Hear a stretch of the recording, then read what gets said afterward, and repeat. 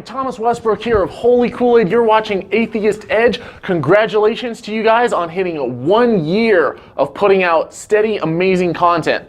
If you guys are watching this, like, subscribe, share it around. Let's see them get to 100,000 by year 2. This is known as Pascal's wager. Now over a century old, is a common question asked by theists. This boat has so many holes in it, I'm surprised it still floats. The premise is basically this. If you believe in God and you're right, you gain eternal salvation.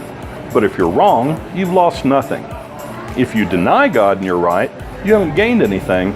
But if you're wrong, you have eternal gnashing of teeth in a lake of fire.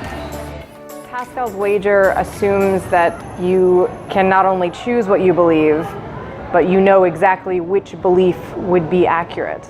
If you obey the rules of one religion, you're guaranteed to be violating the rules of another. You are assuming that there's only one religion and only one version of God. There are hundreds upon hundreds of different religions and different gods these religions believe in. There currently exists hundreds of actively practiced religions on earth. I have my own wager while we're talking about wagers. The only way you can be a true Christian is to not believe in the Bible, because the Bible is the most illogical book on the face of the earth. How do you know which God to wager on? You're assuming that your God cares whether you believe in it. It assumes that the God you chose will reward belief with a heavenly eternal afterlife and punish disbelief with a hellish one. You seem to think believing means professing an allegiance to an opinion, regardless of whether you think it's true.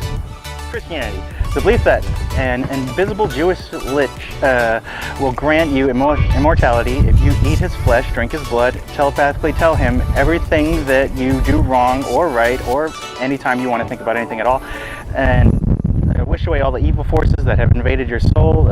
Anytime you need any problem whatsoever, you just pray to this one, Jewish demigod, then everything's magically fixed. Because your great-great-great-great-great-grandmother's was tricked by a talking snake. And if you're only going on faith, then that's not a reliable way to find out what you should be believing in the first place. How is it possible to simply begin believing?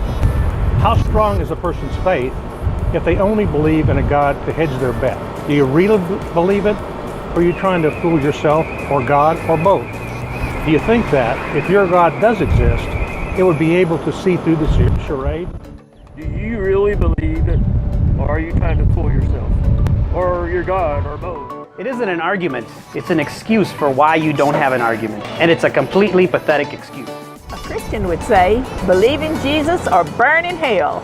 Muslim, believe in Allah or else. And if you believe Jesus was divine, it's into the pit for you. For the sake of argument, assume these are your only two options. The chance of you burning in hell is still a coin flip. What if you're wrong?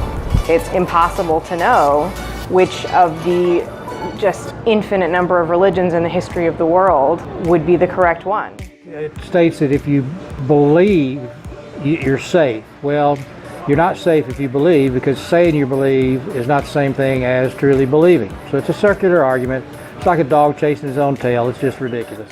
Is your God that gullible or just dumb? To buy into Pascal's wager, you have to first accept, 1, God requires you to believe in him. 2, the God you chose to believe in actually exists. 3, he is easily fooled.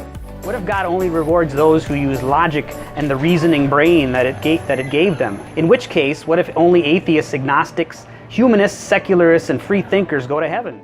Is an omniscient God really going to be fooled by Pascal's wager? Just because you were born into a certain one, or you identify with a certain one, it doesn't mean that it's actually accurate. It just means that it's what was in front of you, or it's what you like. So it doesn't make it true. Are you able to just choose what you want to believe, like choosing which cereal you want for breakfast? Is this wager the primary motive for your belief? You're not just trying to fool your God, you're trying to fool yourself. Either your belief is not sincere, and God will know it, or you have no concept of the definition of the word belief. If God is good, I won't care if you believe him. Just try to be the best person you can be based on your own understanding. If God is egoistic, capricious, and insecure, then we have no way of knowing what behavior it's going to punish or reward. I mean, we might as well just be good according to our own understanding. If there is no God, then it's worth being good for our own sake. We should therefore have compassion for other people, because being good makes our world a better place for ourselves and for everyone else.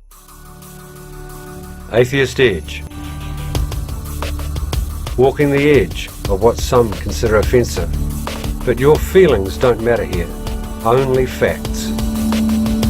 Edgy commentary on the dangers of doctrine, the foibles of faith, the bullshit of belief, the stupidity of superstition, and the idiocy of indoctrination.